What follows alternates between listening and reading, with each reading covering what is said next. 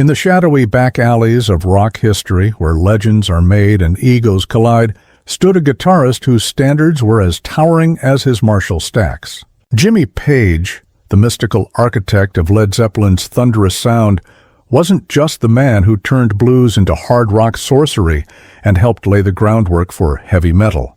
He was also someone who held grudges. Deep ones. Welcome to Rock Rivalries Uncovered, where today we're peeling back the curtain on Jimmy Page's stormier side.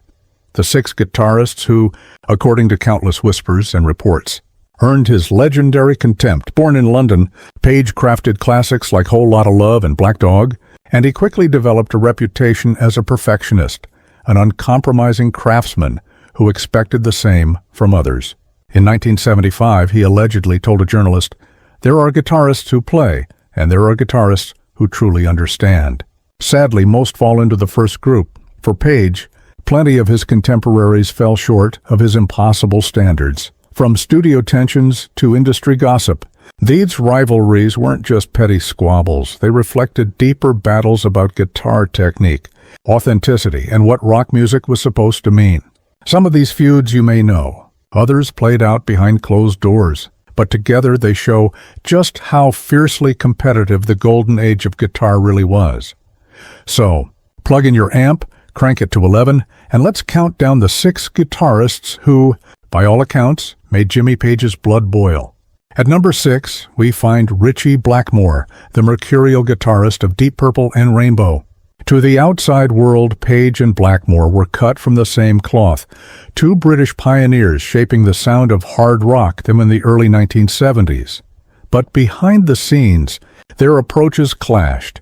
Page, with his love for atmosphere and mysticism, allegedly dismissed Blackmore's stage theatrics as nothing more than Renaissance fair nonsense.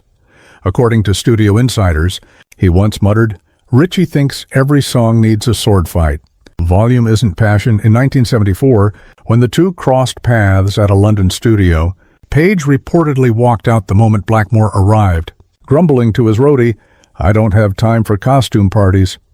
Blackmore, for his part, seemed unfazed. He even praised Zeppelin's technical brilliance in interviews. But to Page, Ritchie represented everything he resisted: flash over feeling, theater over substance. Landing at number 5 is the Dutch-American virtuoso who redefined rock guitar in 1978, Eddie Van Halen. With his blistering finger-tapping technique and dazzling speed, Eddie became an instant icon. But to Page, it was an affront. He allegedly dismissed Eddie's style as parlor tricks, saying, "Real guitar playing comes from the heart, not circus stunts." By 1979, when Eruption was all anyone could talk about, Page reportedly snapped backstage, "I've heard enough about bedroom noodling to last me a lifetime." What Page couldn't stomach was how Eddie's athletic style shifted the spotlight. Page had built his legacy on soul, blues, and atmosphere.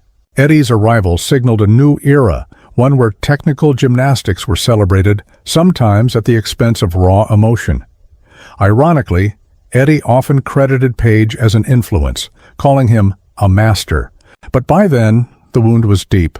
At number 4 comes perhaps the most volatile clash of all. Yngwie Malmsteen, the Swedish shredder who brought Baroque flair and staggering arrogance to the metal scene of the 1980s. Malmsteen loudly declared himself the greatest guitarist alive, a claim that reportedly drove Page up the wall. According to one journalist, Page sneered, "This Swedish peacock thinks Bach invented power chords." He's confused technique with music itself. To Page, Malmsteen's endless arpeggios and neoclassical flourishes were soulless excess, what he called classical music rape. At a 1988 Guitar Expo, Page supposedly stormed out mid-performance, muttering, "I don't need to watch scales for 20 minutes." Yngwie, true to form, later dismissed Page's playing as primitive blues noodling. Two egos, both too big to bend, collided head-on. At number 3, we dive into a feud that cut right through the heart of British rock royalty: Jimmy Page versus Keith Richards of the Rolling Stones. In the late 1960s, as Zeppelin and the Stones climbed the charts, Page allegedly mocked Richards as a 3-chord primitive who confused simplicity with profundity. Anyone can bash out satisfaction, he reportedly quipped, but real musicianship takes more than stumbling through the same riff for 50 years. Richards didn't take it lightly. By 1975, at Madison Square Garden, he allegedly snubbed Page's handshake, muttering, "I don't shake hands with thieves," a dig at Zeppelin's alleged habit of lifting blues standards. Richards later branded Biaba Zeppelin's sound overproduced wankery, while Page saw Richards as little more than a garage guitarist. It was blues authenticity versus high-concept artistry, and neither man blinked.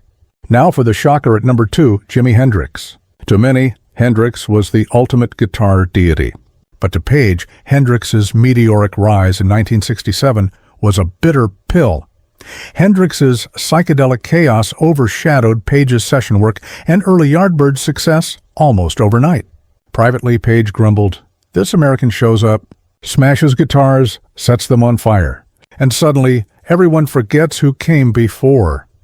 Page derided Hendrix's feedback-drenched style as controlled chaos, and stage antics as theatrics masking lack of musicianship. "Real players don't need pyrotechnics," he reportedly told a journalist in 1969. Even after Hendrix's tragic death in 1970, Page struggled to let go of the rivalry, allegedly dismissing him as overrated theater. It was less about Hendrix himself and more about the shadow he cast, a shadow that stung Page for decades. Finally, at number 1, we reach the feud that defined an era, Jimmy Page versus Eric Clapton, the so-called god of British blues. Their rivalry went back to the mid-1960s, when both were competing for the same session gigs. Page reportedly scoffed, "Eric plays the same 3 blues licks, and they call him a god." Mediocrity sells better than innovation, apparently. Things worsened when Clapton poached drummer Jim Gordon, who had been collaborating with Page. Page allegedly fumed, "Eric builds his career on other people's talent because he hasn't got enough of his own." Through the 1970s, their superstar feud only deepened. Clapton praised blues legends while subtly dismissing Zeppelin's heavier approach. Page countered by branding Clapton a blues museum curator with no original ideas. This wasn't just about guitar playing, it was personal warfare. 2 titans locked in a decades-long battle for the crown of British rock. And there you have it, the 6 guitarists who reportedly made Jimmy Page seethe: Ritchie Blackmore, Eddie Van Halen, Yngwie Malmsteen, Keith Richards, Jimi Hendrix, and Eric Clapton. Some of these rivalries were born of jealousy. Others sprang from deep disagreements about what it means to truly play the guitar. But together, they remind us that behind the riffs and the legends, rock and roll has always been as much about ego and identity as about music itself. So, tell me, did any of these rivalries shock you? And whose side are you on?